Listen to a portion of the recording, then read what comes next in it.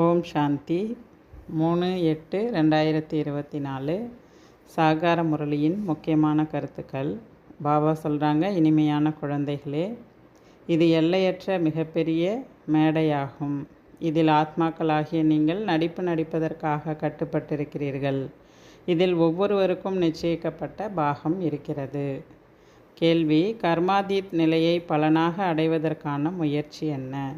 பதில்: கர்மாதீத் நிலையை அடைய வேண்டுமெனில் முழுமையாக பலியாகிவிட வேண்டும், அதாவது சரண்டர் ஆகிவிட வேண்டும். எனது என்று எதுவுமே இருக்கக்கூடாது. அனைத்தையும் மறந்திருக்கும் பொழுதுதான் கர்மாதீத் நிலையை அடைய முடியும். யாருக்கு செல்வம், சொத்து போன்றவை நினைவுக்கு வருகின்றதோ அவர்கள் கர்மாதீத் நிலையை அடைய முடியாது. அதனால்தான் பாபா கூறுகின்றார், நான் ஏழை பங்காளனாக இருக்கின்றேன். ஏனென்றால் ஏழை குழந்தைகள் விரைவாக சரண்டர் ஆகிவிடுகின்றனர். எளிதாக அனைத்தையும் மறந்து ஒரு தந்தையின் நினைவில் ஏழை குழந்தைகளால் தான் இருக்க முடியும். அப்படிப்பட்ட குழந்தைகள் தான் என்ன பண்ணுறாங்க, முழுமையாக பாபாட்ட பலியாகி கர்மாதீத் நிலையை அடைய முடியும் அப்படின்னு சொல்கிறார். ஓம் சாந்தி. ஆன்மீக தந்தை தனது ஆன்மீக குழந்தைகளுக்கு புரிய வைக்கின்றார். இப்பொழுது வீட்டிற்கு செல்ல வேண்டும் என்பது குழந்தைகளின் புத்தியில் அவசியம் இருக்கும். ஏன்னா இந்த ஞானம் புத்தியில் வந்துருச்சு. ஆனால் பக்தர்களின் புத்தியில் இருக்காது. இந்த 84 பிறவி சக்கரம் இப்பொழுது முடிவடைகிறது என்பதை நீங்கள் அறிவீர்கள். இது மிகப்பெரிய எல்லையற்ற மேடையாகும். இந்த பழைய மேடையை விடுத்து இப்பொழுது வீட்டிற்கு செல்ல வேண்டும். ஆனால் அசுத்த ஆத்மாக்கள் செல்ல முடியாது. ஆக அவசியம் தூய்மையாக வேண்டும். இப்பொழுது இந்த விளையாட்டின் இறுதியாகும். அளவற்ற துக்கத்தின் கடைசியில் இப்பொழுது இருக்கிறோம் என்பதை புரிந்து கொள்ள வேண்டும். இந்த நேரத்தில் இவை அனைத்தும் மாயையின் கவர்ச்சிகளாகும். இதையே மனிதர்கள் சொர்க்கமாக நினைக்கின்றனர். எவ்வளவு மாட மாளிகைகள், வாகன வசதி போன்றவைகள் இருக்குது. இதை தான் மாயையின் போட்டி என்று கூறப்படுகிறது. நரகத்திற்கும் சொர்க்கத்திற்குமான போட்டி. இங்கு அல்பகால சுகம்தான் இருக்கின்றது. நாடகப்படி இது மாயையின் பேராசை அப்படின்னு கூட சொல்லலான்றார். இன்றைக்கி எவ்வளோ மனிதர்கள் இருக்கிறாங்க. முதலில் ஒரே ஒரு ஆதி சனாதன தேவி தேவதா தர்மம் மட்டும்தான் இருந்தது. இப்பொழுது மேடை முழுவதுமாக நிறைஞ்சிருச்சு. எல்லா ஆத்மாக்களும் வந்துட்டாங்க. பல்வேறு தர்மங்களால் இந்த மேடை நிறைந்து போயிருக்கு. இப்பொழுது இந்த சக்கரம் முடிவடைகிறது. முழு உலகமும் தமோ பிரதானமாக இருக்கிறது. பிறகு சதோ பிரதானமாக ஆகணும் இல்லையா? அதனால் இப்போ பழைய உலகத்திலிருந்து புது உலகமாக ஆகணும் அப்படின்றார். புதியதிலிருந்து பழையதாகவும் பழையதிலிருந்து புதியதாகவும் ஆகிறது. இது கணக்கிட முடியாத முறை நடைபெற்று வருகிறது. இதுதான் அழிவற்ற விளையாட்டு அப்படின்னு சொல்கிறார். எப்பொழுது ஆரம்பமானது என்று சொல்ல முடியாது. இது அழிவில்லாமல் நடைபெற்று கொண்டே இருக்கிறது. இதை குழந்தைகள் நல்ல முறையில் புரிஞ்சிருக்கீங்க. வேறு யாராலும் இந்த ஞானத்தை தெளிவாக புரிஞ்சிக்க முடியல, யாருக்கும் தெரியாது அப்படின்றார். நீங்களும் இந்த ஞானத்தை அடைவதற்கு முன்பு எதையும் அறியாமல் இருந்தீர்கள். தேவதைகளுக்கும் கூட இந்த ஞானம் இல்லை அப்படின்றார். சங்கமயுக பிராமணர்களாகிய நீங்கள் மட்டும்தான் இதை புரிஞ்சுக்கிறீங்க. உங்களுக்கும் கூட பிறகு இந்த ஞானம் மறைந்து போய்விடும். பாபா சொல்கிறாரு, தந்தை சுகதாமத்திற்கே எஜமானர் ஆக்குறார். பிறகு வேறு என்ன வேணும் உங்களுக்கு? தந்தையிடம் எதை அடைய வேண்டுமோ அதை நீங்கள் அடையிறீங்க. வேறு எதுவும் அடைவதற்கு ஒன்றுமே கிடையாது. பாபா புரிய வைக்கிறாரு, குழந்தைகளே, நீங்கள் தான் அனைவரையும் விட தூய்மை இல்லாதவர்களாக ஆயிட்டீங்க. முதலில் நடிப்பதற்காக நீங்கள் தான் வந்தீங்க. ஆக முதல்ல நீங்கள் தான் செல்ல வேண்டியிருக்கும். சக்கரம் இல்லையா? அந்த சக்கரத்தில் முதல்ல நீங்கள் தான் வந்திருக்கீங்க. முதல் நீங்கள் தான் மாலையில் வருவீர்கள். இது ருத்ர மாலை. நூலில் முழு உலகின் மனிதர்களும் கட்டப்பட்டுள்ளனர். நூலிலிருந்து விடுபட்டு பரந்தாமத்திற்கு சென்று விடுவீர்கள். பிறகு இவ்வாறே மாலையில் கட்டுப்பட்டு வருவீர்கள். இது மிகப்பெரிய மாலை. சிவபாபாவுக்கு எவ்வளோ குழந்தைகள் இருக்காங்க. முதலில் தேவதைகளாக நீங்கள் தான் வரீங்க. இதுதான் எல்லையற்ற மாலை. இதில் அனைவருமே மணிகளை போன்று கட்டுண்டு இருக்கிறீர்கள். ருத்ரமாலை மற்றும் விஷ்ணு மாலை என்று பாடப்பட்டிருக்கிறது. பிரஜாபிதா பிரம்மாவிற்கு மாலை கிடையாது. பிரம்மா குமாரிகளாகிய உங்களுக்கு மாலை ஏற்படுவது கிடையாது. ஏனெனில் நீங்கள் முன்னேறுகிறீர்கள், பிறகு கீழே விழுகிறீர்கள், தோல்வி அடைகிறீர்கள். அடிக்கடி மாயை கீழே விழ வைத்து விடுகிறது. அதனால்தான் பிராமணர்களின் மாலை உருவாக்கப்படுவது கிடையாது. எப்பொழுது முழுமையாக தேர்ச்சி அடைந்து விடுகிறீர்களோ அப்பொழுதுதான் விஷ்ணு மாலை உருவாகும். பிரஜாபிதா பிரம்மாவிற்கும் வம்சம் இருக்கிறது. எப்பொழுது தேர்ச்சி அடைந்து விடுகிறீர்களோ அப்பொழுதுதான் பிரம்மாவின் மாலை அப்படின்னு சொல்ல முடியும் அப்படின்றார். ஆனால் இந்த நேரத்தில் உங்களுக்கு மாலை உருவாக்க முடியாது. ஏனெனில் இன்று தூய்மையாகின்றனர், நாளை மாயா அடி கொடுத்துடுது, தூய்மை இழந்துடுறாங்க. அதனால் கடைசி நேரம் அப்போ தான் நீங்கள் சம்பூர்ணம் அடைஞ்ச பிறகு உங்களை மாலையின் மணியாக சொல்ல முடியும் அப்படின்றார். இந்த நேரம் பாபா உலகத்திற்கே எஜமானராக ஆகிறார் அப்படின்னா அப்படிப்பட்ட தந்தையினுடைய ஸ்ரீமத் படி நடக்கணும். அப்படி ஸ்ரீமத் படி நடப்பதன் மூலம்தான் நீங்கள் உயர்ந்த பதவி அடைய முடியும். இல்லைனா தோல்வி அடைஞ்சிட்டா பதவி கிடைக்காது. இந்த நேரம் நீங்கள் முழு உலகின் மீது வெற்றி அடையணும் அப்படின்னா காம விகாரத்தை வெல்ல வேண்டும். 5 விகாரங்கள் மீது வெற்றி அடையணும். 5 விகாரங்கள் அரைக்கல்பத்தினுடைய எதிரி. அதன் மீது நீங்கள் முழுமையாக வெற்றி அடையணும் அப்படின்றார். பாபா அடுத்து சொல்கிறாரு, காமத்தின் கூடவே கோபமும் கூட நீங்கள் விட வேண்டி இருக்குது. பாபா சொல்கிறாரு, அனைவரும் அப்பப்போ சொல்கிறாங்களா கோபமும் வந்துடுது அப்படின்ட்டு. பாபா சொல்கிறாரு, நீங்கள் அன்பாக கூட காரியங்களை மற்றவர்களை செய்விக்க முடியும். ஒருவேளை திருடனுக்கு கூட நீங்கள் அன்பாக புரிய வச்சா அவங்க உடனே அவங்க ஏற்றுப்பாங்க, அவங்க உண்மையை ஒத்துப்பாங்க அப்படின்றார். தந்தை அன்பு கடல் அப்படின்னா குழந்தைகளும் கூட அன்பாக காரியங்களை செய்விக்க வேண்டும். இதுதான் பாபா எதிர்பார்க்குறார். குழந்தைகளே, சிவபாபாவின் நினைவின் மூலமாக தான் விகர்மங்கள் விநாசமாகும். சிறிது ஞானம் கிடைச்சாலும் கூட சொர்க்கத்துக்கு வந்துடுவாங்க. ஏன்னா இந்த ஞானம் ஒரு பொழுதும் அழியாதது, விநாசமாகாது. குழந்தைகளாகி நீங்கள் இந்த மேலா போன்றவைகள் ஏற்பாடு செய்கிறீர்கள் எனில் எவ்வளவு பிரஜைகள் உருவாகிறார்கள். நீங்கள் ஆன்மீக சேனைகள் அல்லவா? இதில் கமாண்டர், மேஜர் போன்றவர்கள் குறைவாக இருப்பார்கள். ஆனால் பிரஜைகள் அதிகமாக உருவாகின்றனர். அதனால தான் இந்த கும்பமேளா இது போன்ற இடங்களுக்கெல்லாம் போயிட்டு நிறைய பேருக்கு புரிய வைக்கும்போது நமக்கு தேவையான பிரஜைகள் கிடைப்பாங்க அப்படின்றார். யார் நன்றாக புரிய வைக்கின்றார்களோ அவர்கள் ஏதாவது நல்ல பதவி அடைவார்கள். அதிலும் முதல் 2, 3ஆம் நிலை இருக்கின்றது. நீங்கள் போதனைகளை கொடுத்து கொண்டே இருக்கிறீர்கள். சிலர் முழுமையாக தனக்கு சமமாக ஆகிவிடுகின்றனர். சிலர் அனைவரையும் விட மேலாகவும் செல்கின்றனர். அதிலும் புதியவர்கள் பழையவர்களை விட வேகமாக சென்று விடுகின்றனர். தந்தையிடம் முழு யோகா ஈடுபட்டு விட்டால் மிக உயரத்தில் சென்று விடுகிறார்கள். அனைத்திற்கும் ஆதாரமே யோகா தான் அப்படின்னு சொல்கிறார். பாபா நினைவில் இருக்கிறது தான். ஞானமும் ரொம்ப சுலபம். அதனால் பாபாவுடைய நினைவில் இருக்கிறது தான் கஷ்டம். அதையும் கூட யார் நல்லா புரிஞ்சுக்கிட்டு நினைவு செய்கிறாங்களோ அவங்க முதல் நிலைக்கு போக முடியும். நீங்கள் உணர்ந்திருப்பீங்க, தந்தையின் நினைவில் தான் நிறைய தடை ஏற்படுது. அதனால தான் பாபா சொல்கிறாரு, உணவு சாப்பிட்டாலும் பாபா நினைவில் சாப்பிடுங்க.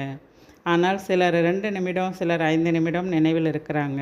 ஆனால் முழு நேரமும் நினைவில் இருக்கிறது என்பது கடினமாக இருக்குது. மாயா எப்படியாவது ஊதி தள்ளி விடுகிறது. பாபா சொல்கிறாரு, தந்தையை தவிர வேறு யாருடைய நினைவும் இல்லாமல் இருக்கும்பொழுது தான் உங்களுக்கு கர்மாதீத்த நிலை ஏற்படும். ஒருவேளை ஏதாவது என்னுடையதாக இருந்தால் அவசியம் அதனுடைய நினைவு கண்டிப்பாக வரும்.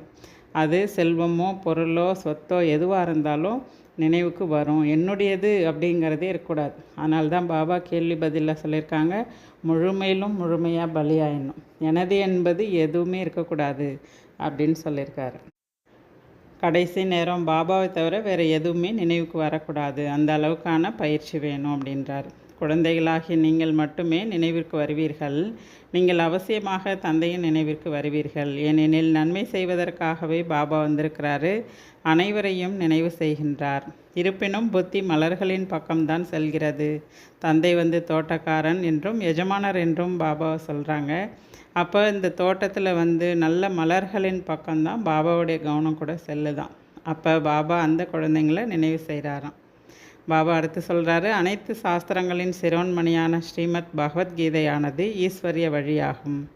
ஈஸ்வரிய வழி, அசுர வழி மற்றும் தெய்வீக வழியை ஒரே ஒரு ஈஸ்வரன் தான் சொல்கிறாரு. ராஜயோகத்தின் ஞானம் கொடுக்கின்றார். பிறகு இந்த ஞானம் மறைந்து போய்விடும். ராஜாவிற்கெல்லாம் ராஜா ஆன பின்பு இந்த ஞானம் எதற்காக? 21 பிறவிகளுக்கு பிராப்தியை நீங்கள் அனுபவிக்கிறீர்கள். இந்த முயற்சியின் பலன்தான் இது என்பது அங்கே போயிட்டிங்கன்னா, அதாவது சொர்க்கத்துக்கு போயிட்டிங்கன்னா தெரியாது அப்படின்றார். தந்தை இப்போ பக்தியின் பலனாகிய ஞானத்தை கொடுக்குறார். நீங்கள் அதிகமாக பக்தி செய்திருக்கிறீர்கள் என்று பாபாவும் புரிய வைக்கிறார். இப்பொழுது ஒரு தந்தையை நினைவு செய்தால் தமோ பிரதானத்திலிருந்து சதோ பிரதானமாக ஆகிவிடுவீர்கள். இதில் தான் உங்களுடைய முயற்சி இருக்குது அப்படின்றார். படைப்பின் முதலிடை கடையை நினைவு செய்வதால் சக்கரவர்த்தி ராஜாவாக ஆயிடுவீங்க. பகவான் குழந்தைகளை பகவான் பகவதியாக ஆக்குகின்றார். தேகாதாரிகளை பகவான் பகவதி என்று கூறுவது தவறான விஷயமாகும். பிரம்மா, விஷ்ணு மற்றும் சங்கர் மூவருக்கும் எவ்வளோ வித்தியாசம் இருக்குது, எவ்வளோ சம்பந்தம் கூட இருக்குது அப்படின்றார்.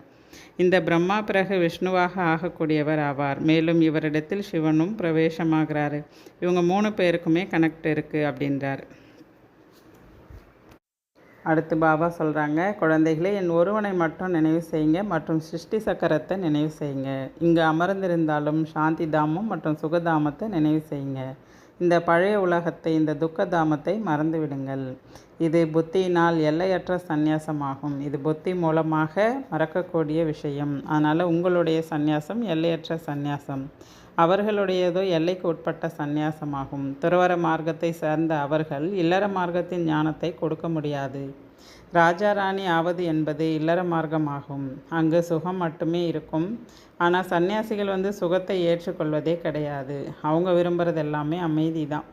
சன்னியாசிகளுக்கு கோடிக்கணக்கில், அவங்கெல்லாம் சன்னியாசிகளும் கோடிக்கணக்கில் இருக்கிறாங்க. அவர்களது வளர்ப்பு அல்லது வருமானம் எல்லாமே இல்லற மார்க்கத்தினர்கிட்டேருந்து தான் அவங்களுக்கே கிடைக்கிது. பாபா சொல்கிறாங்க, நீங்கள் கூட உங்களுடைய செல்வங்களை பாபா அறியாததுக்கு முன்பு புண்ணிய காரியத்தில் கூட ஈடுபடுத்துனீங்க. பிறகு பாவ செயல்கள் செய்ய செய்ய பாவ ஆத்மாவாக ஆயிடுறீங்க. பாபா சொல்கிறாங்க, குழந்தைகளாகிய நீங்கள் இப்பொழுது அழிவற்ற ஞான ரத்தினங்களின் கொடுக்கல் வாங்கல் செய்கிறீங்க. அவர்கள் தர்மசாலை போன்றவைகளை உருவாக்குகின்றனர் எனில் அடுத்த பிறவியில் நல்ல பலன் கிடைக்கும் அப்படின்ட்டு எதிர்பார்த்து அவங்க செய்கிறாங்க. இவர் எல்லையற்ற தந்தை இல்லையா? இப்போ நீங்கள் இவர்கிட்ட நேரடியாக நீங்கள் கொடுக்கல் வாங்கல் செய்கிறீங்க. அது மறைமுகமானது. மற்றபடி பக்தியில் கூட அவங்க ஈஸ்வரி அர்ப்பணம்னு சொல்லிட்டு செய்கிறாங்கன்னா கண்டிப்பாக பாபா என்ன பண்ணுறாரு, வள்ளல் அவர் எல்லார்ட்டேருந்து எதையும் குழந்தைங்கள்டேருந்து பெறக்கூடியவர் கிடையாது. ஒன்றுக்கு பல மடங்கு குழந்தைங்களுக்கு செய்யக்கூடியவர், கொடுக்கக்கூடியவர். அதனால் பாபா சொல்கிறாரு, அவங்க பக்தி மார்க்கத்தில் செய்கிறவங்களுக்கும் கண்டிப்பாக அவங்களுக்கு ஒரு பிறவிக்கான பலன் கிடைக்கும். உங்களுக்கு ஒன்றுக்கு பல மடங்கு பலன் கண்டிப்பாக கொடுப்பேன் அப்படின்றாரு. ஏன்னா சிவபாபா வள்ளல். அவருக்கு ஒருபோதும் குழந்தைங்கள்டேருந்து வாங்கி தான் எதையும் அடையணுங்கிறது கிடையாது. இப்பொழுது பசியானது இருவருக்குமே கிடையாது. சிவபாபாவும் வள்ளலாக இருக்கார். அவருக்கு பசிக்குமா என்ன அப்படின்றார். ஸ்ரீகிருஷ்ணர் வள்ளல் கிடையாது. அனைவருக்கும் கொடுக்கக்கூடியவர் தந்தை ஆவார். அவர் பெறக்கூடியவர் கிடையாது. 1 கொடுத்து 10 பெறுவது. ஏழைகள் 2 ரூபாய் கொடுக்குறாங்கன்னா பல மடங்கு ஏழைகளுக்கு பாபா ரிட்டர்ன் செஞ்சிடறார். உதாரணம் சுதாமா கதை கூட இருக்குது அப்படின்றார். அவர் ஒரு கைப்பிடி அவல் கொடுத்துட்டு அவர் அரண்மனையவே வாங்கிட்டார். அது போல் பாபா சொல்கிறாரு, இங்கேயும் கூட ஏழை குழந்தைகளுடைய 1 ரூபாய் பல மடங்காக ஆயிடுது. பாபா ஏழை பங்காளன். ஏழை குழந்தைகளுக்கு தான் பாபா ராஜ்யத்தையே கொடுக்குறேன் அப்படின்றார். இந்த நேரம் தந்தை அழிவற்ற ஞான ரத்தினங்களை கொடுக்குறாரு. இதன் மூலம் நீங்கள் அளவற்ற செல்வந்தர்களாக ஆகிவிடுகிறீர்கள்.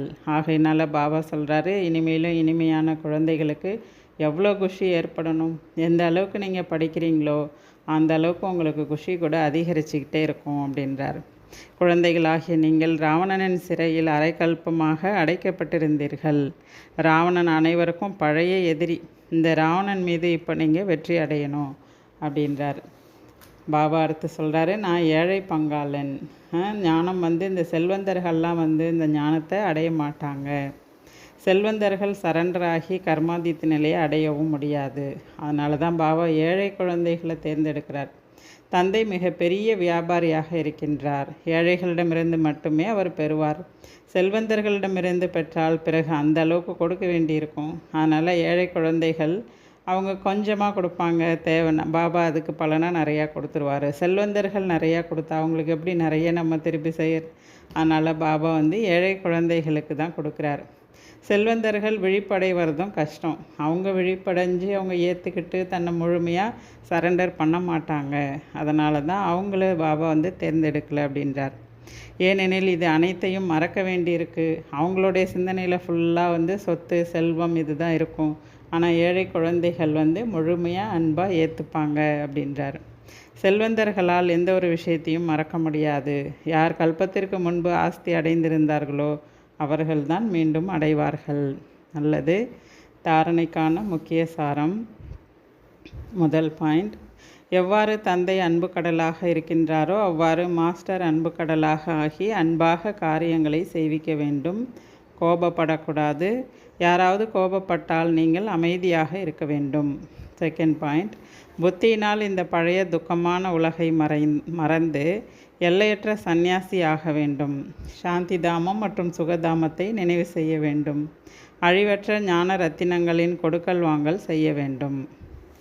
வரதானம்.